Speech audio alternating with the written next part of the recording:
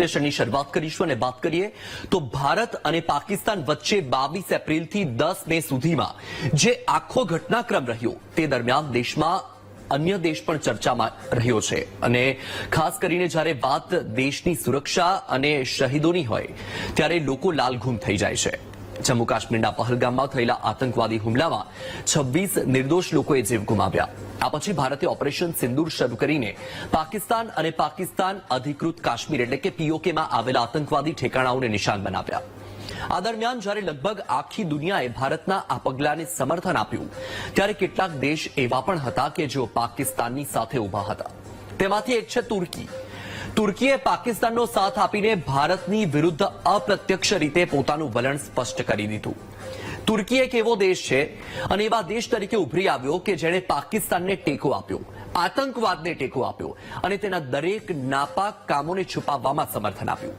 ઘણા વર્ષોથી પાકિસ્તાન અને તુર્કી વચ્ચેના સંબંધો ખૂબ જ મજબૂત રહ્યા છે। બંને વચ્ચે ડિપ્લોમેટિકથી લઈને ડિફેન્સ સેક્ટર સુધીના ઘણા કરારો છે।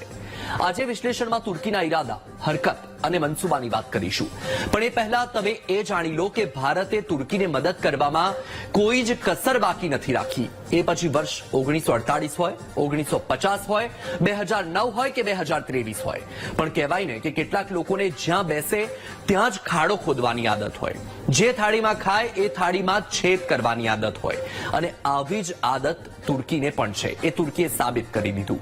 આવો સૌથી પહેલા ભારતના તુર્કી સાથેના સંબંધોને સમજી લઈએ, ગ્રાફિક્સના માધ્યમથી સમજવાનો પ્રયત્ન કરીએ। ભારતની તુર્કી સાથે અત્યાર સુધીની આખી પ્રક્રિયા કેવી રહી છે, તુર્કીને મદદ કરવામાં ભારતે કોઈ જ કસર નથી છોડી, ક્યારે ક્યારે ભારતે મદદ કરી છે, ક્યારથી એ શરૂઆત થઈ છે, તમામ બાબતો ગ્રાફિક્સના માધ્યમથી આપણે સમજવાનો પ્રયત્ન કરીશું।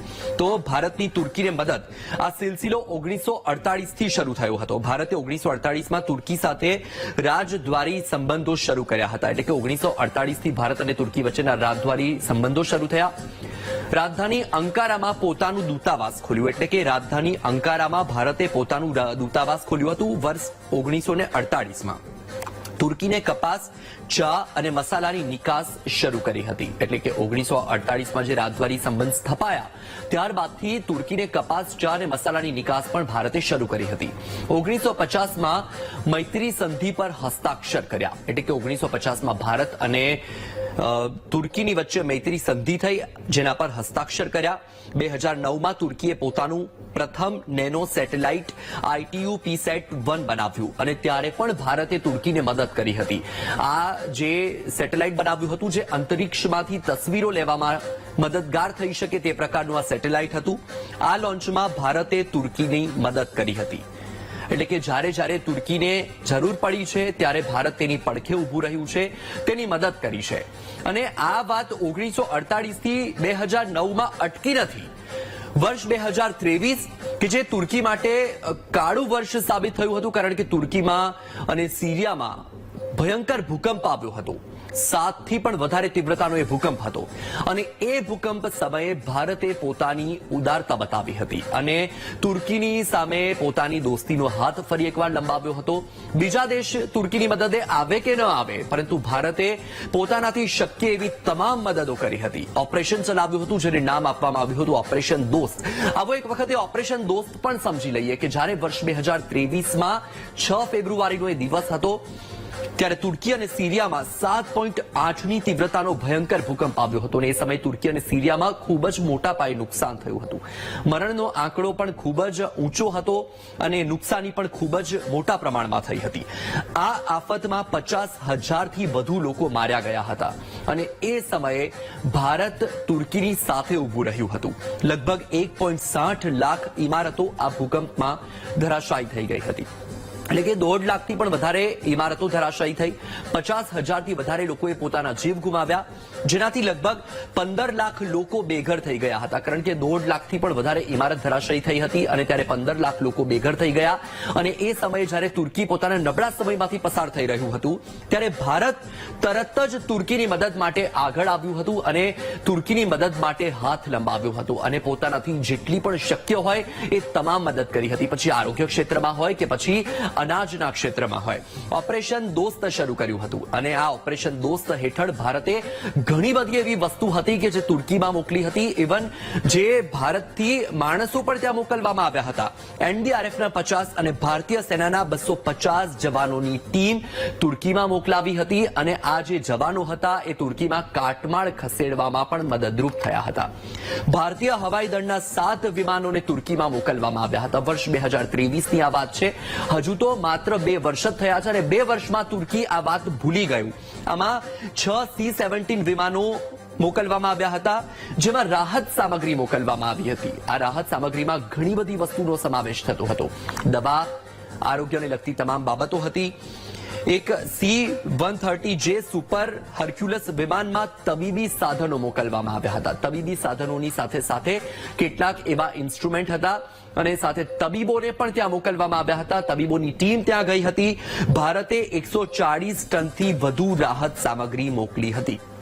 ઓપરેશન દોસ્ત હેઠળ 140 ટનથી પણ વધારે રાહત સામગ્રી ભારતે તુર્કીમાં મોકલી હતી. દર્દીઓની સારવાર માટે દવાઓ, સિરિંજ, પંપ, ઇસીજી મશીન સુદ્ધા ત્યાં મોકલવામાં આવ્યા હતા, જેથી કરીને દર્દીઓની મદદ કરવામાં તુર્કીને સરળતા રહે તે માટે ભારતે આ મદદ કરી હતી.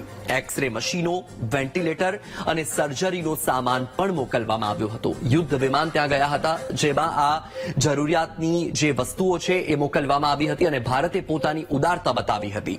બ્લેન્કેટ, ટેન્ટ, કપડા, ડ્રિલિંગ મશીનો પણ મોકલ્યા હતા. એટલે કે જીવન જરૂરિયાતની જે વસ્તુઓ છે એ વસ્તુઓ પણ આ ઓપરેશન અંતર્ગત મોકલવામાં આવી હતી. બચાવ સાધનો, ઇલેક્ટ્રિક જનરેટર અને ખાદ્ય સામગ્રી પણ મોકલવામાં આવી હતી. અને આ વર્ષ 2023માં તુર્કીને મોટા પાયે નુકસાન થયું હતું અને એ નુકસાની સમજીને ભારત તેની મદદે આવ્યું હતું. અને જ્યારે ભારત માટે નબળી પરિસ્થિતિ હતી, નબળો સમય હતો, તે સમયે તુર્કી આ વાત માત્ર 2 વર્ષમાં જ ભૂલી ગયું. ભારતે તુર્કીમાં 30 બેડની ફિલ્ડ હોસ્પિટલ પણ બનાવી હતી અને ભારતથી જે તબીબો ત્યાં ગયા હતા એ તબીબો આ હોસ્પિટલમાં કાર્યરત હતા અને આ હોસ્પિટલ અંતર્ગત 4000થી વધારે લોકોને સારવાર મળી હતી. ક્રિટિકલ કેર નિષ્ણાંતો, સર્જન અને અન્ય ડોક્ટરો સહિત 99 લોકો ત્યાં ગયા હતા. 99 લોકોની ટીમ ત્યાં કામ કરી રહી હતી. જે હોસ્પિટલ 30 બેડની બનાવી હતી, ફિલ્ડ હોસ્પિટલ, આ હોસ્પિટલમાં 99 લોકોની ટીમ કામ કરી રહી હતી અને આ હોસ્પિટલમાં લગભગ 4000 દર્દીની સારવાર કરી હતી. ભારત પોતાની ઉદાર નીતિ માટે હંમેશા જાણીતું રહ્યું છે અને ન માત્ર તુર્કીની આ પરિસ્થિતિમાં પરંતુ જ્યારે અન્ય દેશમાં પણ આફત આવી છે ત્યારે ભારતે પોતાનાથી શક્ય એવી તમામ મદદ કરી છે. અને 1948માં ભારત અને તુર્કીની વચ્ચે જે રાજદ્વારી સંબંધો શરૂ થયા હતા ત્યારથી લઈને વર્ષ 2023 સુધીમાં જ્યારે તુર્કીને જરૂર પડી છે, જ્યારે તુર્કી પોતાના નબળા સમયમાંથી પસાર થઈ રહ્યું હતું, ત્યારે ભારત તુર્કીની મદદે આવ્યું છે. પરંતુ જ્યારે અત્યારે 7 મેના રોજ ભારતે પાકિસ્તાન પર એર સ્ટ્રાઇક કરી અને જવાબી કાર્યવાહી કરી ત્યારે તુર્કીએ પોતાનો અસલી રંગ બતાવ્યો. આંતરરાષ્ટ્રીય ફલક પર તુર્કીએ પોતાનો અસલી ચહેરો બતાવ્યો. જ્યારે એક તરફ વિદેશના જે અન્ય દેશો હતા એ મોટાભાગના દેશો ભારતના સમર્થનમાં હતા, ભારતને સમર્થન આપી રહ્યા હતા, તે સમયે તુર્કીએ પાકિસ્તાન તરફ પોતાનો ઝુકાવ બતાવ્યો અને પાકિસ્તાનની સાથે ઉભા રહ્યા હોવાનું દર્શાવ્યું. એટલે ક્યાંક ને ક્યાંક અપ્રત્યક્ષ રીતે ભારત તરફનો અણગમો વ્યક્ત કર્યો, સ્પષ્ટ બતાવી દીધું કે એ પાકિસ્તાનની સાથે છે તુર્કી. પાકિસ્તાન તરફ તુર્કીનો ઝુકાવ આમ જોવા જઈએ તો 2003માં જ્યારે તુર્કીના વડાપ્રધાન બન્યા રેજેપ તૈયબ એર્દોગન, ત્યારબાદથી અત્યાર સુધીમાં 10 વખત તેઓ પાકિસ્તાનની મુલાકાત લઈ ચૂક્યા છે, જ્યારે તેની સરખામણીમાં તેઓ માત્ર 2 જ વખત ભારતની મુલાકાતે આવ્યા છે. ચાલો સૌથી પહેલા ગ્રાફિક્સના માધ્યમથી એ સમજી લઈએ કે પાકિસ્તાન તરફ કેમ તુર્કીનો ઝુકાવ છે, શા માટે. તો 2003માં તુર્કીના વડાપ્રધાન બન્યા રેજેપ તૈયબ એર્દોગન અને 2003થી લઈને અત્યારે ચાલી રહ્યું છે 2025, એટલે કે લગભગ 22 વર્ષનો સમયગાળો. 2003માં તુર્કીના વડાપ્રધાન બન્યા બાદ અત્યાર સુધીમાં 10 વખત તેઓ પાકિસ્તાનની મુલાકાત લઈ ચૂક્યા છે. એટલે સીધો અહીં તેમનો પાકિસ્તાન તરફનો ઝુકાવ જોવા મળી રહ્યો છે કે આટલા 22 વર્ષના સમયગાળામાં તુર્કીના વડાપ્રધાન 10 વખત પાકિસ્તાનની મુલાકાતે જઈ ચૂક્યા છે. જ્યારે G20 સિવાય માત્ર 2 વખત જ તેઓ ભારત આવ્યા છે, એટલે કે G20 સમિટ સિવાય તેઓ માત્ર 2 જ વખત ભારતની મુલાકાતે આવ્યા છે. એટલે અહીં એ સ્પષ્ટ થઈ રહ્યું છે કે ભારત કરતા પાકિસ્તાન તરફ તુર્કીનો ઝુકાવ વધારે છે. તુર્કીનું પાકિસ્તાનને હથિયારોની નિકાસ પણ વધી છે, એટલે કે તુર્કી અને પાકિસ્તાનની વચ્ચે આયાત અને નિકાસમાં પણ વધારો થયો છે. હથિયારોની નિકાસ પણ વધી છે અને જે હથિયારો પાકિસ્તાન ભારતની વિરુદ્ધમાં ઉપયોગ કરી રહ્યું છે 2015 થી 19 સુધીના સમયગાળાથી લઈને વર્ષ 2020 થી 24 દરમિયાન લગભગ 103% જેટલી આ હથિયારોની નિકાસ વધી છે. અને સ્પષ્ટ છે એ બાબત કે એ હથિયારોનો પાકિસ્તાન ભારતના વિરુદ્ધમાં જ ઉપયોગ કરી રહ્યું છે. તુર્કીની પાકિસ્તાનની નૌસેનાના આધુનિકીકરણમાં પણ મદદ છે, એટલે કે પાકિસ્તાનની નૌસેનાની જે આધુનિકીકરણ ચાલી રહ્યું છે એમાં પણ તુર્કી મદદ કરી રહ્યું છે, કારણ કે તુર્કી અને પાકિસ્તાનની વચ્ચે એવા કેટલાક કરારો પણ થયેલા છે. બંને દેશોની નૌસેનાની સાથે મળીને સંરક્ષણ કવાયતો પણ છે, જે ક્યારેય પણ તુર્કીએ ભારતની સાથે મળીને નથી કરી. આ બંને દેશોની નૌસેનાએ સાથે મળીને કવાયતો કરી છે, તુર્કી અને પાકિસ્તાને. આંતરરાષ્ટ્રીય મંચો પર કાશ્મીર મુદ્દે તુર્કીનું પાકિસ્તાનને જ સમર્થન રહ્યું છે, એટલે કે જ્યારે એ પછી યુએનની બેઠક હોય કે પછી કોઈ પણ આંતરરાષ્ટ્રીય મંચ હોય ત્યારે કાશ્મીર મુદ્દે તુર્કી ક્યારે પણ ભારતની સાથે નથી રહ્યું, પરંતુ પાકિસ્તાનને સમર્થન આપ્યું છે. તુર્કીએ 2019માં ભારતના ધારા 370 રદ કરવાના નિર્ણયનો પણ વિરોધ કર્યો હતો, જ્યારે અન્ય ઘણા બધા એવા દેશો હતા કે જેણે ભારતના આ નિર્ણયને સમર્થન કર્યું હતું, પરંતુ તુર્કીએ 2019માં ભારતના ધારા 370 રદ કરવાના નિર્ણયનો વિરોધ કર્યો હતો. યુનાઇટેડ નેશન્સ જનરલ એસેમ્બલીમાં પણ સતત કાશ્મીરનો મુદ્દો તુર્કી ઉઠાવે છે, એટલે કે પાકિસ્તાન તરફનું સ્પષ્ટ જે ઝુકાવ છે તેનું વલણ અહીં તુર્કીનું વલણ સ્પષ્ટ થઈ રહ્યું છે કે જ્યારે પણ યુએનની બેઠક મળી છે ત્યારે તુર્કીએ પાકિસ્તાનનો સાથ આપ્યો છે. ઓપરેશન સિંદૂર સામે તુર્કી ખુલ્લેઆમ પાકિસ્તાનની સાથે રહ્યું, એટલે કે આ તુર્કી છે એ ભલે અન્ય મુદ્દાઓમાં અપ્રત્યક્ષ રીતે પાકિસ્તાનનો સાથ આપતું રહ્યું છે, પરંતુ જ્યારે આ વખતે ઓપરેશન સિંદૂર ભારતે ચલાવ્યું ત્યારે સ્પષ્ટ રીતે ખુલીને તુર્કીએ પાકિસ્તાનનો સાથ આપ્યો. તુર્કીના રાષ્ટ્રપતિએ પાકિસ્તાનના વડાપ્રધાન સાથે ટેલિફોનિક વાતચીત કરી હતી જે સમયે ભારતે ઓપરેશન સિંદૂર ચલાવ્યું અને જ્યારે પાકિસ્તાનમાં આતંકવાદીઓનો ખાત્મો કર્યો તે સમયે તુર્કીના રાષ્ટ્રપતિએ પાકિસ્તાનના વડાપ્રધાન સાથે ટેલિફોનિક વાતચીત કરી પોતાનું દુઃખ વ્યક્ત કર્યું. હુમલામાં જીવ ગુમાવનારા લોકો અને દેશ પ્રત્યે પોતાની સંવેદના વ્યક્ત કરી કે જ્યારે ભારતે પાકિસ્તાનમાં આતંકવાદીઓનો ખાત્મો કર્યો, જે આતંકવાદીઓનું મૃત્યુ થયું તે મુદ્દે તુર્કીએ દુઃખ વ્યક્ત કર્યું, પોતાની સંવેદના વ્યક્ત કરી. પાકિસ્તાનના પહેલગામ હુમલાની આંતરરાષ્ટ્રીય તપાસની ભલામણનું સમર્થન પણ કર્યું, એટલે કે પાકિસ્તાનના પહેલગામમાં જે હુમલો થયો હતો તેની આંતરરાષ્ટ્રીય તપાસ માટેની પાકિસ્તાને માંગ કરી હતી અને આ માંગને તુર્કીએ સમર્થન આપ્યું.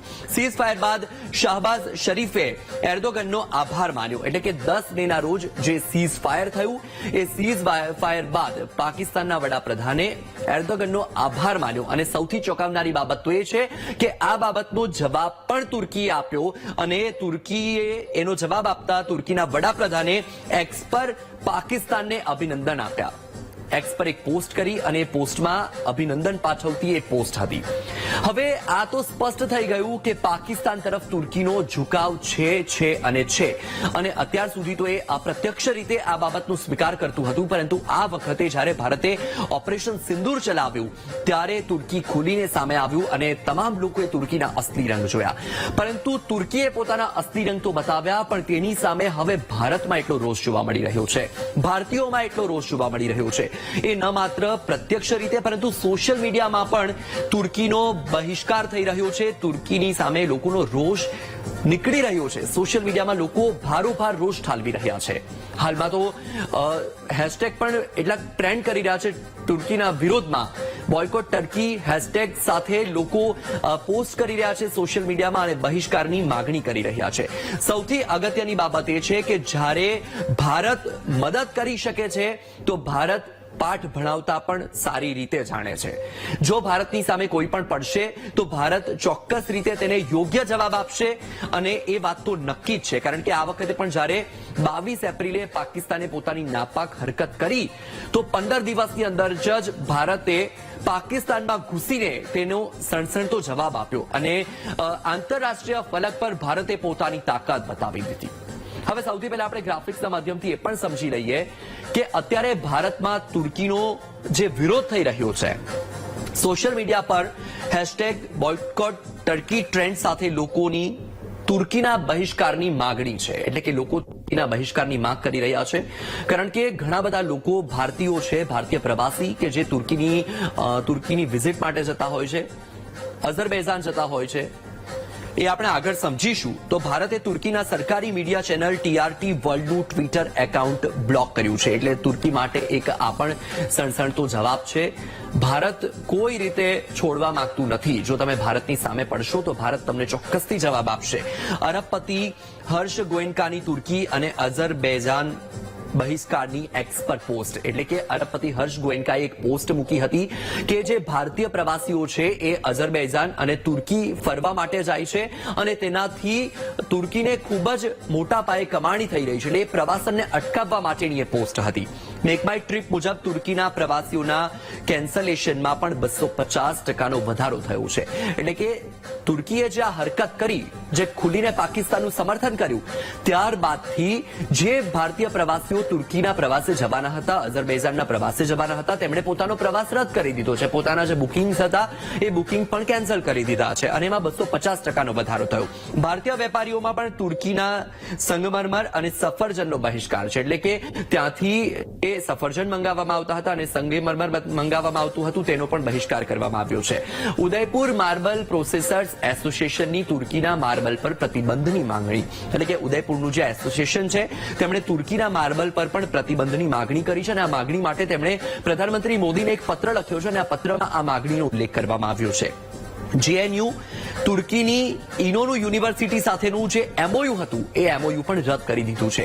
એટલે કે તુર્કીને એક બાદ એક ઝટકા મળી રહ્યા છે. ભારત પોતાના તરફથી જવાબ આપવાનું શરૂ કરી દીધું છે.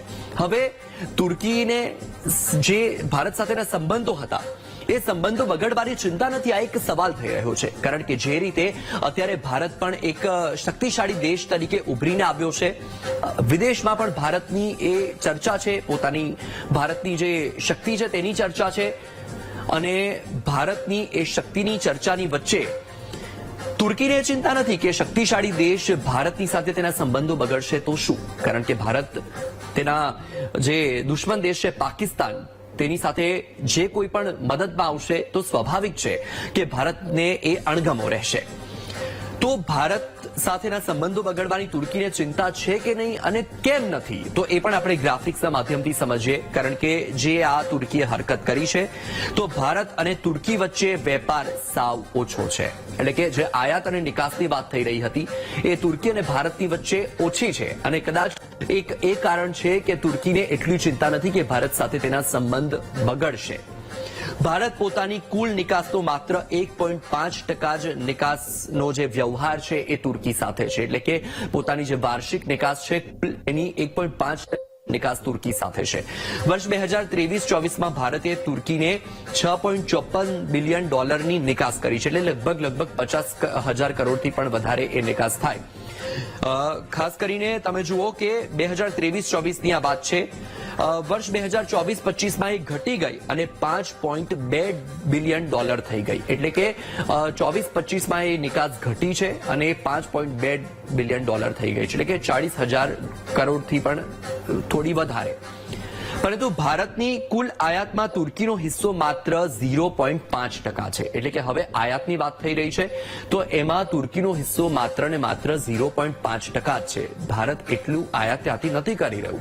વર્ષ 2023-24માં ભારતે તુર્કીથી $3.78 બિલિયન જ આયાત કરી છે.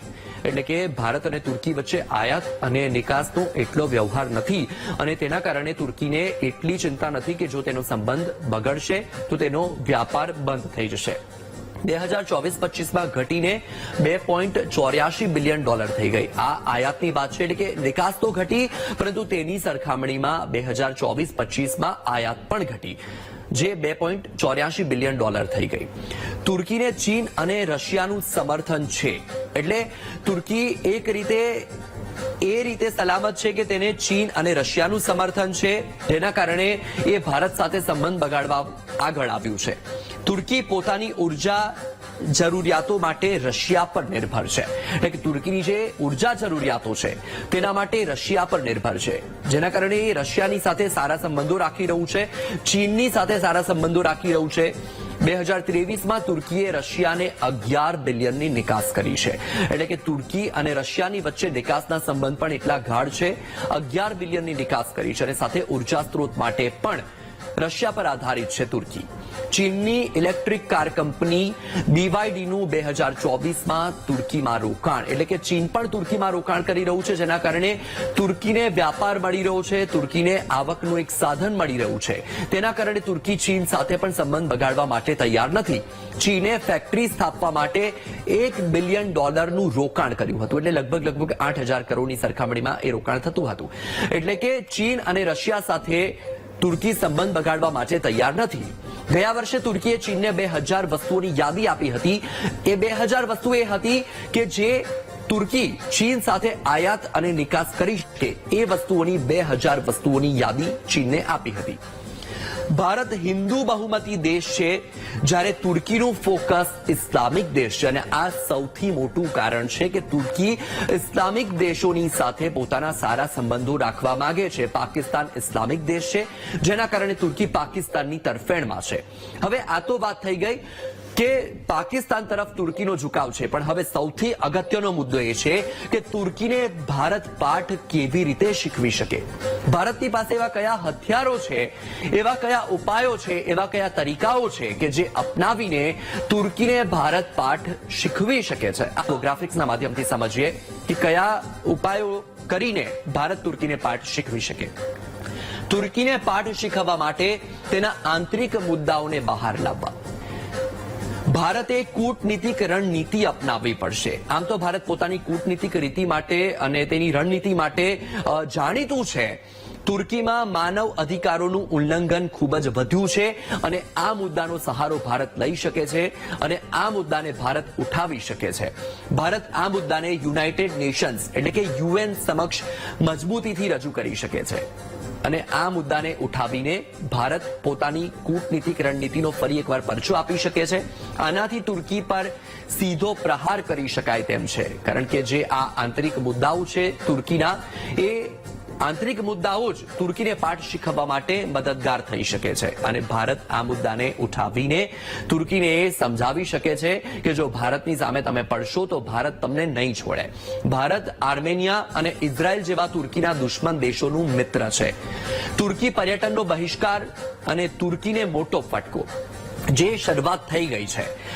તુર્કીમાં મોટા ભાગે ભારતીય પ્રવાસીઓ ત્યાં જઈ રહ્યા છે, તેનાથી તુર્કીને ખૂબ જ મોટા પાયે કમાણી થઈ રહી છે. 2019થી 2025માં લગભગ 11 લાખ જેટલા પ્રવાસીઓ ત્યાં ગયા હતા. પર્યટનનું તુર્કીના જીડીપીમાં 12% યોગદાન છે, અને તેનાથી 10% લોકોને રોજગારી મળી રહી છે. તુર્કીને દર વર્ષે ભારતીય પ્રવાસીઓ પાસેથી લગભગ 3000 કરોડ રૂપિયાની કમાણી થાય છે, એટલે કે જો ભારતીય પ્રવાસીઓ ત્યાં જવાનું અટકાવશે તો આ 3000 કરોડની કમાણી પર સીધો ફટકો પડશે.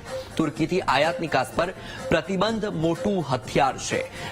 ભારતથી તુર્કીને પેટ્રોલિયમ, રસાયણો અને કાપડની નિકાસ કરે છે, એટલે આ વસ્તુઓ પર પ્રતિબંધ મૂકવામાં આવશે તો પણ તુર્કીને ફટકો પડશે. તુર્કીથી મશીનરી અને ઓટોમોબાઈલ પાર્ટ્સની આયાત કરવામાં આવે છે, જે ભારત બીજા દેશોની પાસેથી પણ ખરીદી શકે છે, એટલે આયાત પર પ્રતિબંધ મૂકવામાં આવે તો પણ તુર્કીને મોટો ફટકો પડશે. ભારત આ સામાન જાપાન અને દક્ષિણ કોરિયા જેવા દેશોમાંથી ખરીદી શકે છે, એટલે કે તુર્કી પર ભારત આધારિત નથી. આંતરરાષ્ટ્રીય મંચો પર તુર્કીના મુદ્દા ઉઠાવવા, આંતરરાષ્ટ્રીય મંચો પર તુર્કીના મુદ્દા ઉઠાવવામાં આવશે તો પણ તુર્કી આ જે અન્ય દેશો છે તેની સામે ખુલ્લું પડી જશે. ભારત બ્રિક્સ, G20 અને યુનાઇટેડ નેશન્સ એટલે કે UN જેવા મંચોનો સહારો આના માટે લઈ શકે છે. તુર્કીની નીતિઓ પર ભારત સવાલ ઉઠાવી શકે છે અને અન્ય દેશોની સામે તુર્કીને ખુલ્લું પાડી શકે છે, જેના માટે રાષ્ટ્રીય મંચો છે, આંતરરાષ્ટ્રીય મંચો છે. 2024માં ભારતે બ્રિક્સમાં તુર્કીની સદસ્યતાનો વિરોધ કર્યો હતો અને 2024માં આ બાબતનો તુર્કીને ભારતે એક ઇશારો આપી દીધો હતો. તુર્કીની આંતરરાષ્ટ્રીય પ્રતિષ્ઠા નબળી પડશે. ભારતે અગાઉ કૂટનીતિક દબાણથી મલેશિયા જેવા દેશોને ચૂપ કરી દીધા છે, એટલે કે જો ભારતની સામે તમે પડશો તો પોતાની કૂટનીતિથી ભારત તમને જવાબ આપશે અને ચૂપ કરી દેશે. એટલે આ તમે જોયા કે આ જે એવા ઉપાયો છે કે જેનો સહારો લઈને ભારત તુર્કીને જવાબ આપી શકે છે.